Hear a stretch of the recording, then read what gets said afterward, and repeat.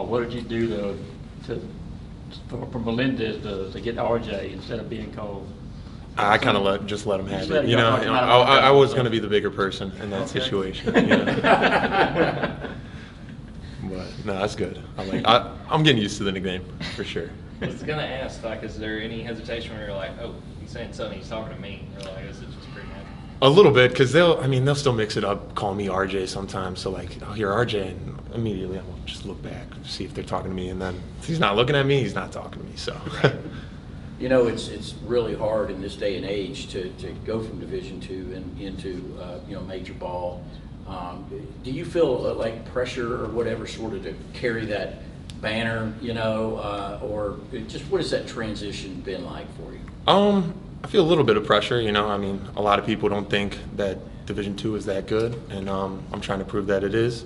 But just proving that Division II is good basketball. I'm trying to do that every day and just prove that I belong here and just try to help the team win as much as I can. Have you experienced some realities in that regard, facing these dudes every day? 100%. I think it was third practice. I was playing 3-on-3, MA. They throw a lob to MA. I'm going up for a block. He just dunks it right on my head, and I'm like, oh man.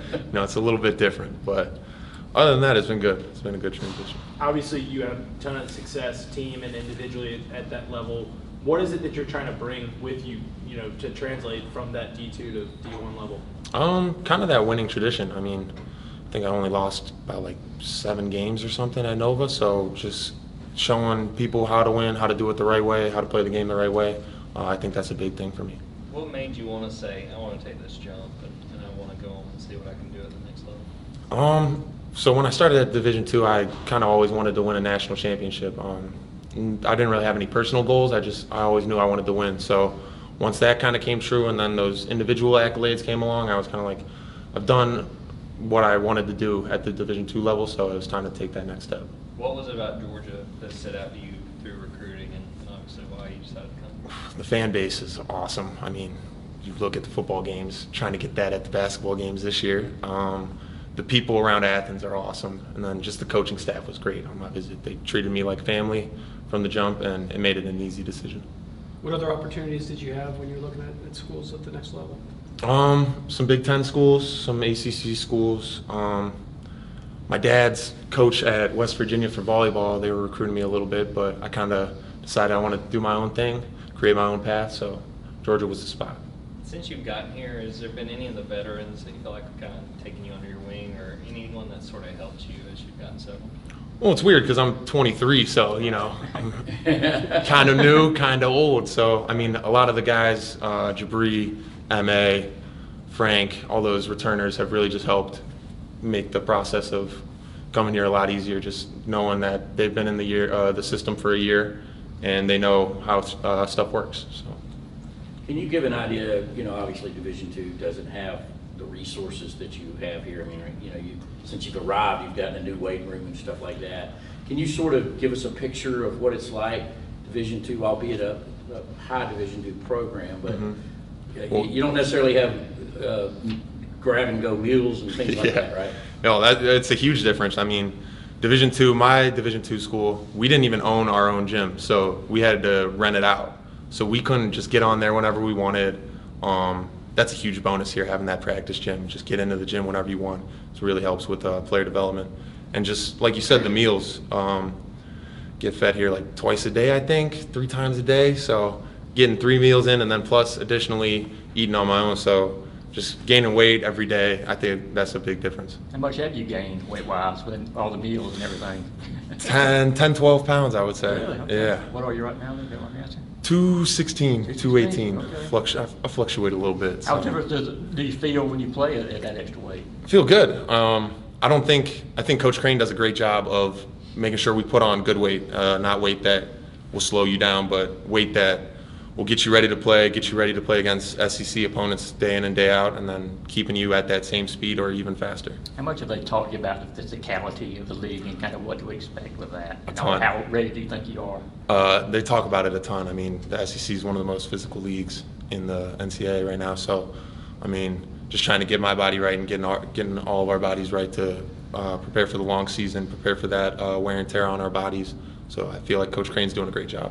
What kind of role are you expecting to play? I mean, because Coach was saying that, you know, sometimes they're working at 3, sometimes at 4. Obviously, you played a little bit more of a big man role, you know, when you were where you were. But what are you expecting this year? Honestly, whatever role they give me.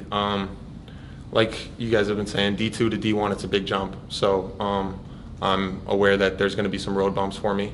But whatever this team needs me to do in order to win, I'm gonna do that. What gym did you guys use at Nova? The Rick Case Arena. It's in Davie, Florida. Rick Case Arena, yes sir. So who usually uses that place? Well, Nova Southeastern, but like it's weird. So like they'll rent it out to us and then rent it out to like, I think last week the first lady just spoke at the gym. So like, I think for the whole week the guys didn't get in the gym. So it's kind of crazy. Talking about the different role you may have on this team compared to Nova Southeastern, what has been the biggest adjustment for you? How that might look a little different than what you're used to? I think the scoring aspect. I mean, at my old school we scored a lot of points, so that just kind of came easy. So in this system, you know, and I mean, especially at the D1 level, defenders are a lot better, a lot more physical, a lot more athletic. So just finding different ways to score or different ways to impact the game, I feel like that's a big thing for me. Getting closer to the close of preseason practice, what do you feel like is the biggest thing you guys need to work on before the season gets underway? Just staying connected every day, getting better every day, not taking any steps back during practice. I feel like that's very important for us, just getting better every day. I think you guys might have had a practice game recently. How much of a lesson was that in terms of getting to face somebody else? I'm not supposed to talk too much about that, but it was good. It was just a nice baseline to see where we're at, work in rotations, have different guys play with each other, so it was good. What's the excitement level for you just to get to the start of the season? Super excited. I mean, just getting out there, playing in front of Stegman Coliseum, it's going to be great. Hoping there's a lot of fans there, hoping we got a lot of support this season, and I think it's going to be a great one. So you decided to keep the mustache instead of go about Yeah. I thought it was just a phase, but I guess I'm a mustache guy. So, So last year though, you kept wearing it, like I said, until y'all didn't lose. Yeah, that was kind of brutal. My mom and my grandma definitely didn't like the mustache. They like seeing my face, but I like it. So. Any other questions for Sonny or RJ? Thanks, Thanks, man. No, thank you guys. It's nice meeting you guys. Sonny.